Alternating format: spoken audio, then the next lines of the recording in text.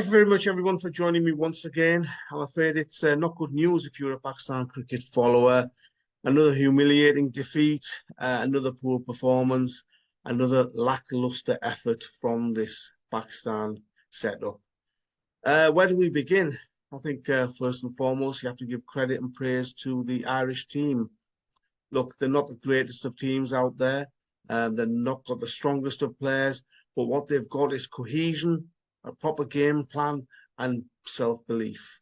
And they went into that match knowing that, yeah, let Pakistan score 170, 180 or so, and we'll chase that down. Because let's be honest about it, that total that Pakistan put up there was nowhere near enough. It should have been at least the 20 plus runs, and that would have put pressure on Ireland. But they managed their chase perfectly. They knew what to do. They knew the surface. They knew the conditions. They knew which bowlers to target. And as I say, total credit to the Irish team. They were absolutely fantastic, and they thoroughly deserved that win. So congratulations to them. Pakistan, right, where do we begin? I mean, there's a lot of criticism out there naturally, and rather than me ranting and going on about the same things again and again, I think you've got to analyse where this team is actually going wrong. I think let's start with the batting first and foremost. First 6 overs is a fantastic opportunity to hit the ball over the top through the infield. There's very few fielders out on the boundary, as we know the rules limit the number of fielders outside the circle. You've got the hard ball.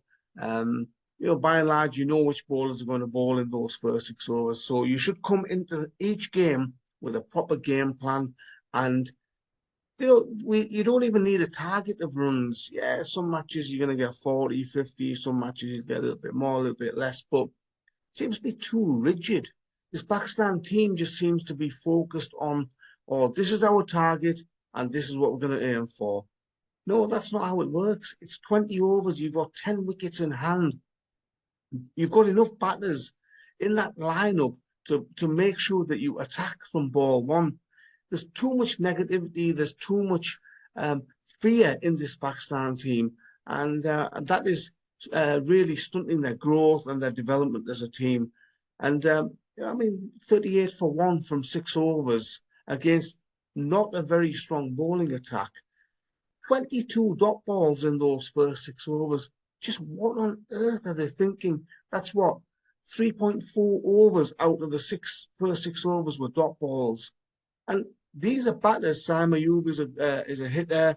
Mohammad Rizwan has opened the batting a lot, and Babar Azam as well. So there's absolutely no excuse. It's not like players are making their debut.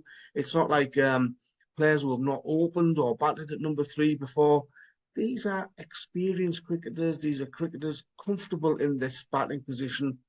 They are comfortable in batting in the power play overs, yet 22 dot balls. Unforgivable.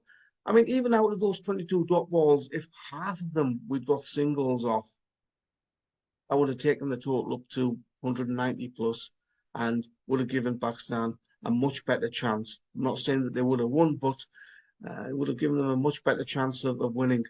I think it was Javed Miandad who once said that, hit the bad balls for 4, but get a single off the good balls. So, yeah, you're going to get some good balls in T20 cricket. Of course you are. And you're not going to be able to hit every ball to the boundary.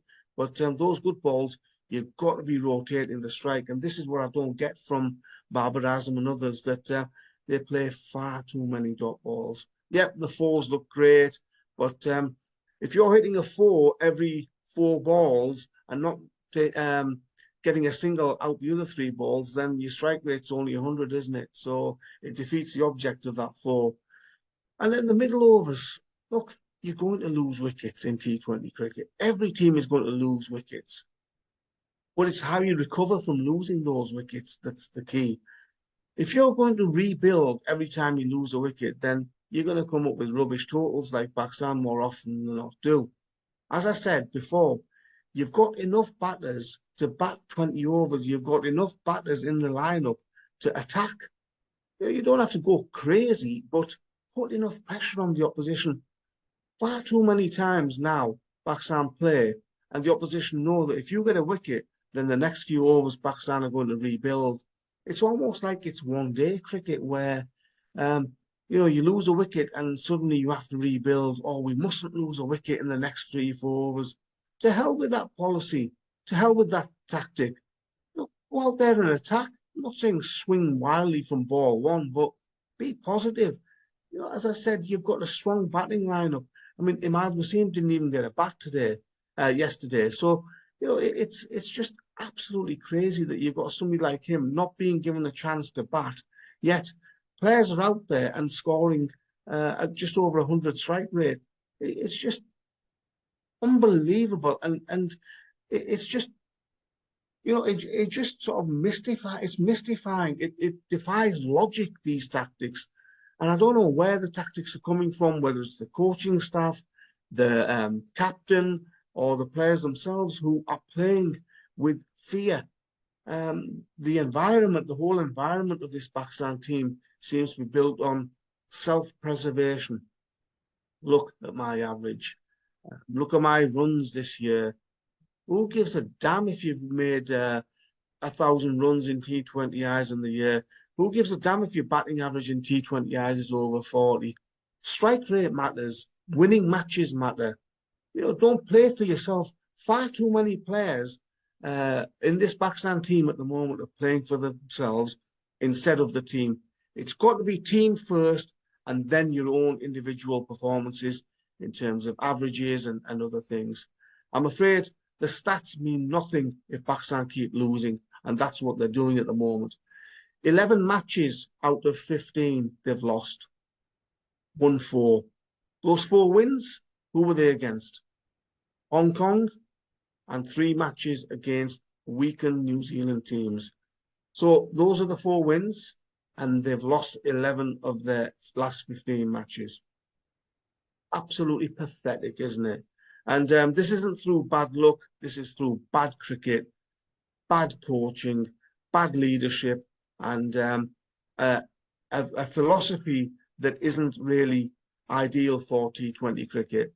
It's a defensive approach. It means that you are playing catch-up cricket all the time, and this has to change. Moving on to the fielding, lacklustre once again, dropped catches, and just very ordinary, looking like a team that had just stepped off the plane the morning of the match. Looking like they were a bit jet lagged, a little bit sort of complacent, not giving their all. It's almost like, oh, it's only Ireland. We'll win this game. It'll be all right. Somebody will perform, and we'll get through this game, finish this series, play the England series, and then on we go to the T20 World Cup. Every time you go out there to play for Pakistan, you're wearing that logo on your shirt. You're wearing that pride. You should have that pride when you go out there. Doesn't matter who the opposition is. You've got to give 100% with bat, ball, or in the field. Too many of these players are simply not doing that, and it's unacceptable. They may think that they are better than what they actually are. They may think they are adored by millions around the world. They may think that they've got great stats. Who gives a damn about stats if you're not winning games? And this is the problem with Pakistan cricket at the moment.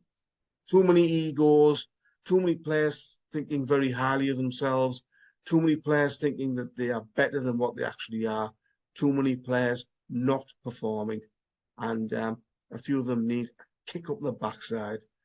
I'm afraid the captain has to hold his hands up as well, because I'm afraid whilst he scores runs, they're simply not quick enough. He sets the tone. He bats at the top of the order.